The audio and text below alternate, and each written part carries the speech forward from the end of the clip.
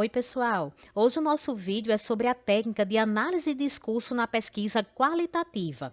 Estou com exemplos de artigos para a gente analisar, mas antes de partir para essas análises, vou dar algumas explicações sobre análise de discurso que podem ajudar vocês a compreender melhor como usar essa técnica nas suas pesquisas. Vamos começar? O primeiro ponto: o que é a análise de discurso? A análise de discurso é uma técnica de análise utilizada em pesquisa qualitativa. Se você tem alguma dúvida sobre o que é uma pesquisa qualitativa, eu vou deixar na descrição abaixo um vídeo onde dou explicações e exemplos. Então, a análise de discurso é um método onde eu posso analisar entrevista, discursos, reportagem de jornais, de TV, posts no Instagram, de outras redes sociais, comunicações feitas no WhatsApp, vídeos e etc. Você vai adotar a análise de discurso se você quiser fazer uma análise de dados de comunicação. Geralmente, esses dados que você vai analisar, eles já foram produzidos anteriormente à sua pesquisa, ou seja, eles já existiam e agora você vai coletar esses dados para analisar. Mas eu já vi também publicações onde os autores fizeram entrevistas e, a partir dos dados coletados, eles aplicaram a análise de discurso. E aí, pessoal, a análise de discurso, ela tem basicamente aqui duas origens. A inglesa, que trabalha mais com a questão de coesão e coerência, e a francesa, que trata da interpretação do discurso e sua relação com a ideologia e com o contexto social. Vocês vão ver nos exemplos que eu trouxe que os autores mencionam análise de discurso francesa. E aí vocês já sabem que é a análise onde eles vão discutir a ideologia por trás daquele dado que eles estão analisando. Uma coisa muito importante que a gente também deve destacar é que a análise de discurso ela é diferente da análise de conteúdo. Eu já gravei vídeos sobre análise de conteúdo, onde eu mostrei que a gente analisa uma frase, um parágrafo, concentrando-se no que realmente o sujeito da pesquisa disse. Já a análise de discurso, você vai fazer uma interpretação ideológica daquela mensagem, ou seja, passa a analisar não apenas aquelas frases como estão ali na sua frente, mas você precisa pensar no que está por trás daquela mensagem. A gente vai ver isso de forma muito clara nos exemplos daqui a pouco. Então, eu tenho que ver as crenças, as motivações daquelas pessoas que emitem aquela mensagem. A interpretação dos dados, então, vai além do que está sendo apresentado na sua frente, indo além daqueles parágrafos, por exemplo. A gente precisa enxergar as intenções que estão por trás daquela mensagem. Então, estou percebendo que a análise de discurso, ela vai além do que foi falado. Eu não posso apenas analisar a frase como está ali na minha frente. Eu vou, por meio daquelas frases, tentar compreender o quê? Tentar compreender a posição política do emissor daquela mensagem, entender a ideologia dele, que são as crenças dele que orientam as ações que ele tem. Preciso entender um contexto histórico e o social daquela mensagem. E, principalmente, o sentido daquela comunicação. A análise de discurso aborda muito essa questão do sentido. Perceba que não é apenas a interpretação daquelas falas que você tem ali no seu dado. Se você precisa analisar aquela comunicação, além do que está escrito, interpretando principalmente a ideologia daquela mensagem, você vai fazer uma análise de discurso nos seus dados. Vamos analisar agora os exemplos que pode ficar mais claro para vocês. O nosso primeiro exemplo é um artigo sobre reflexões sobre a produção e a circulação de sentidos acerca da Covid-19 à luz da análise de discurso. No resumo, os autores mencionam que eles vão trabalhar com a interpretação dos discursos que circulam no contexto da Covid-19. E aí a gente já tem uma informação aqui sobre o contexto histórico do dado, que será analisado no artigo. Ou seja, quando foi que isso ocorreu? Então, foi durante a pandemia. Seguindo, os autores destacam que o objetivo principal é promover uma análise de práticas discursivas que tematizam a pandemia. E aí ele segue aqui e diz o seguinte: dirigimos o nosso olhar para as práticas discursivas que buscam atribuir sentido ao acontecimento histórico da Covid-19. Então, lembre sempre dessa palavra aqui, sentido. Ela tem muito a ver com a análise de discurso. A partir do nosso recorte, propomos analisar como a pandemia é significada e como as relações de desigualdade que estruturam o funcionamento da nossa sociedade se materializam pela língua emergindo nesse texto. Na página 8, aqui eu vou colocar na página 8, e a gente vai poder observar aqui o trecho que vai ser analisado nesse artigo. Os autores colocam aqui esse trecho, né? Esse trecho, ele é de um áudio que foi enviado em um grupo privado de WhatsApp, que vazou e repercutiu em diversos meios de comunicação na pandemia. O áudio é de uma conversa entre apresentadores de TV e, por isso, teve bastante repercussão na época. Um dos apresentadores, ele diz o seguinte: e dos que morrem, mesmo dos velhinhos, só 10 a 15% deles morrem.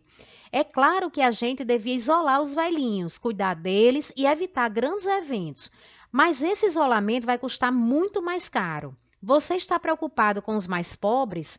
Você vai ver a vida devastada da humanidade na hora do colapso econômico, da recessão mundial, dos pobres não terem o que comer, das empresas fecharem, do desemprego em massa. Não dá para comparar com o vírusinho, que é uma gripezinha leve para 90% das pessoas. Não dá para comparar com esse desastre que vai ser, e aí ele continua. E aí, pessoal, o artigo, ele vai analisar esse trecho aqui. E vocês vão perceber que, na discussão, os autores vão muito além só do que está escrito aqui na frase. Ele tenta interpretar de uma forma mais profunda o que é que realmente isso significa. Quando a gente desce aqui na página 9, a gente vai ver que eles vão falar sobre análise de discurso aqui de uma forma geral, e aí eles vão começar a analisar o trecho. Eles trazem esse primeiro trecho aqui, eles dizem o seguinte: e dos que morrem, mesmo dos velhinhos, só 10 a 15% deles morrem. E você está preocupado com os mais pobres? Após ele colocar aqui o trecho, né, que é um trecho do áudio, ele vai começar a análise. E aí ele diz o seguinte aqui: o sujeito enunciador coloca-se numa posição materialmente superior a esse outro sujeito. Ressoa nesse discurso o par rico-pobre, a partir do jogo imaginário de representação que o sujeito tem de si e do outro. Observamos o funcionamento do discurso no exercício do poder da ideologia dominante. Expomos as contradições de uma sociedade dividida em classes, cujo mecanismo de controle e dominação de uma classe sobre a outra se dá em práticas discursivas cotidianas, nesse caso, materializado pela língua. Podemos entender que o sujeito enunciador se coloca numa posição materialmente superior em relação ao sujeito de que se fala. Ele e o outro, pobre, velhinhos. Porque nesse discurso, os pobres serão os mais prejudicados pelas consequências negativas do colapso econômico, que para esta rede discursiva será resultado inevitável da Covid-19. Vão percebendo aqui que é muito mais do que você interpretar literalmente o que ele disse.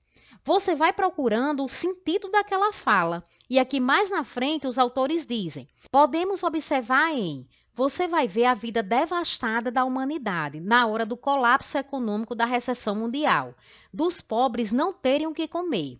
Embora, aí ele vai começar a análise aqui, os autores. Embora, no fio do discurso, aparentemente, toda a humanidade sofrerá com o impacto da pandemia. Todavia, apenas a parcela dos pobres não terá o que comer. Nesse mesmo enunciado ainda sobre as distâncias materiais imaginariamente postas em jogo no fio do discurso, podemos observar que subjaz a esses dizeres o pressuposto de que a fome não existe e que passará a existir ou a ser um problema significativo na sociedade brasileira e talvez mundial, em razão do isolamento social decorrente da Covid. Porque ele disse o seguinte, que o isolamento iria provocar uma fome muito grande, né, nos pobres, né? Ele fala isso. E aí ele diz assim, os pobres não vão ter o que comer. E no artigo aqui na discussão, os autores colocam, isso vai ser apenas em função da pandemia, quer dizer que hoje em dia os pobres têm o que comer, né? E aí ele traz essa discussão aqui.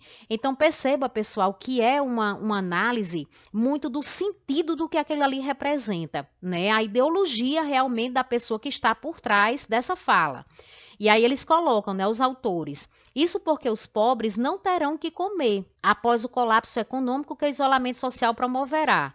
Então, nesse processo de significação da Covid, propõe-se até o presente momento que os pobres tenham que comer, e a fome desse sujeito não é tomada como uma realidade concreta, mas sim como uma realidade no futuro próximo. É como se antes da pandemia eles estivessem bem, que tivesse o que comer, não existisse a fome, e a fome vai passar a existir após a pandemia, né? E aí, pessoal, eles vão trazendo outros trechos, né, e analisando, procurando o sentido daquela fala, a ideologia que tem por trás daquele sujeito. Quando a gente chega aqui na página 12, ele vai interpretar aqui outros trechos também, e aí ele coloca aquele trecho onde ele diz: você vai ver a vida devastada da humanidade na hora do colapso econômico, da recessão mundial, dos pobres não terem o que comer, das empresas fecharem, do desemprego em massa. E aí, nós entendemos que ao utilizar os termos como devastada, colapso, recessão, o sujeito anunciador intensifica as consequências negativas no mercado econômico decorrendo do isolamento social. Se, por exemplo, fossem empregados os termos prejudicada, retração, perda em produtividade, para a formulação de vida prejudicada, retração econômica e perda em produtividade mundial, não seria produzido o mesmo efeito de sentido, tampouco semelhante. Porque ele usou aqui, na realidade, no trecho da fala dele, ele usou palavras muito fortes, né? Pois os termos empregados funcionam caracterizando algo negativo a seu extremo, de modo radical. Então, ele usa a palavra colapso na fala dele. E colapso, por exemplo, caracteriza-se por uma redução brusca de eficiência e associado à economia. Representa uma situação de crise em um nível máximo, em direção à falência do sistema econômico. Se ele tivesse utilizado, por exemplo, a palavra retração, ela produz um efeito de sentido mais ameno, de algo que está em processo de diminuição, de encolhimento, mas que logo pode ser realinhado. Mas como ele usa a palavra colapso, então você já vê uma coisa assim que vai ser negativa ao extremo, né? Então é isso, pessoal, vocês vão pegando os trechos do material, né, do banco de dados que você tem, e você vai fazendo esse tipo de análise, né? Então a gente está vendo que é uma análise bem mais profunda, é o que não foi dito, né? Na realidade você vai analisar muito isso, né? O que não foi dito, além daquilo que você está lendo, né? Então, essa análise que você vai fazendo. E aí ele coloca, os autores colocam dessa forma, nas possibilidades de atribuição de sentido, ao utilizar colapso econômico, o sujeito traz para o fio de seu discurso um sentido mais negativo ao isolamento do que a própria pandemia. E aí ele vai trazendo outros trechos aqui e analisando. Quando ele diz assim, aquela parte que ele diz assim, de outro lado, palavras como viruzinho e gripezinha funcionam nesse discurso minimizando a gravidade da doença e reforçando a importância da economia, que era o que ele estava defendendo, né? Que era contra o isolamento e a favor da economia, certo? Vamos ver aqui mais um outro exemplo para a gente entender aqui como eles fizeram nesse caso que foi um material diferente de análise. Nesse segundo exemplo, pessoal, é um artigo sobre análise dos discursos no Instagram, sobre os papéis de gênero atribuído aos brinquedos. E aí, no resumo, aqui eles já apontam como eles fizeram o trabalho. Este artigo propõe analisar os discursos sobre os brinquedos na mídia social. O intuito é discutir as estratégias dos discursos nos comentários da postagem que ocorre sobre o que é para meninas e o que é para meninos. Para tal, foi empregado como metodologia a análise de discurso de linha francesa, que eu falei para vocês, né, no início do vídeo, que significava que aí essa análise de discurso francesa, ela vai ver a ideologia, vai ver o sentido, vai analisar o sujeito, né? Então, é uma análise diferente da análise de discurso inglesa, certo? Nos artigos é super comum a gente encontrar essa análise de discurso da linha francesa. Quando a gente vem aqui na página 8, para a gente dar uma olhadinha, eles colocam que o corpus de análise desse artigo, que é o material que vai ser analisado, é um post que foi publicado no Instagram. E aqui a gente vai ver o post, aqui abaixo a gente vai ver, é esse post aqui, foi uma postagem feita no dia 21 de agosto de 2018. E aí o que é que a gente está vendo aqui? A gente está vendo aqui uma pessoa olhando, tem um tênis aqui e tem uma bonequinha aqui na lateral, né?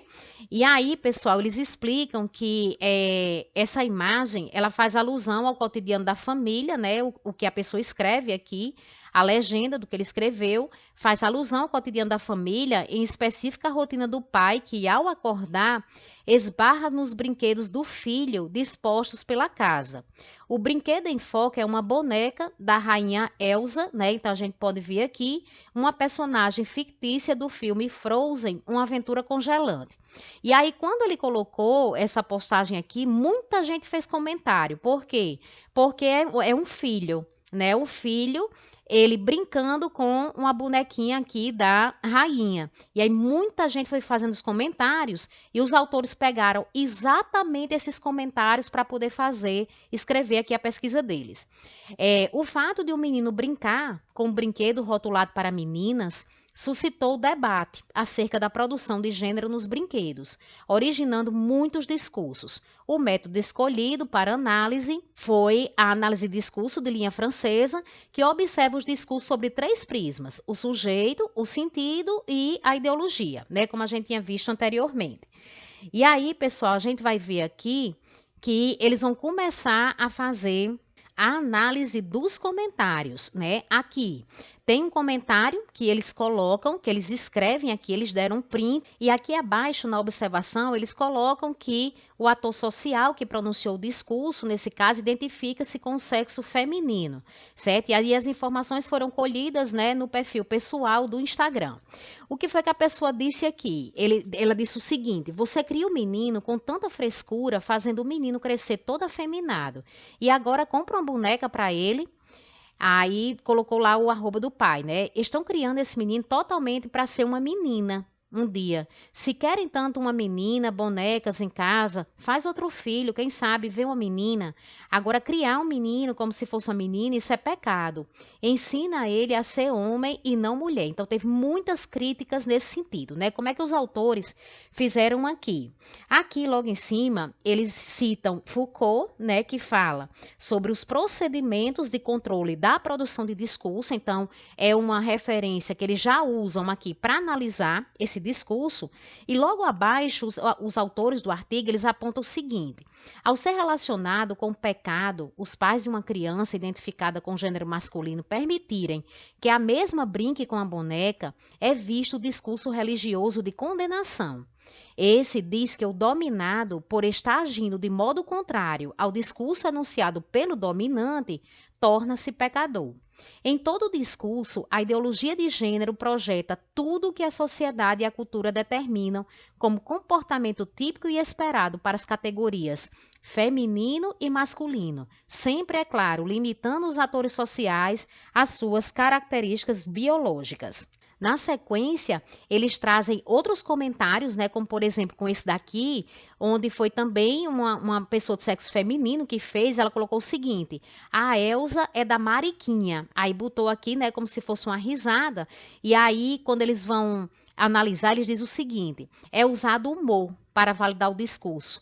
Nesse caso, é imprescindível frisar que o humor, além de popularizar o discurso, tem o poder de mascarar e reduzir as agressões, distorcendo a realidade e confundindo os atores sociais.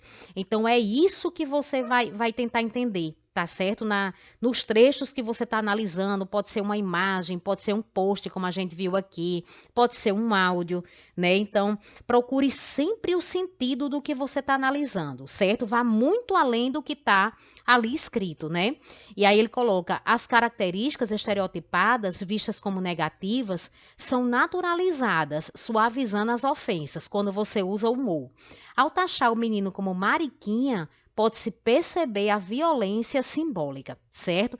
E aí eles vão fazendo isso, né? Aqui logo abaixo, eles trazem a citação de um autor para discutir o resultado, né? Então, é muito importante que você traga autores para fazer uma discussão sobre aquilo que você está dizendo, e posteriormente ele vai seguindo aqui com outras análises, com outros trechos, né, de comentários que eles trouxeram para fazer as análises. Eu vou deixar, pessoal, agora na tela final uma playlist com a norma mais recente da ABNT sobre citações, caso vocês precisem consultar exemplos de citações e referências para suas pesquisas. Um abraço e até terça-feira.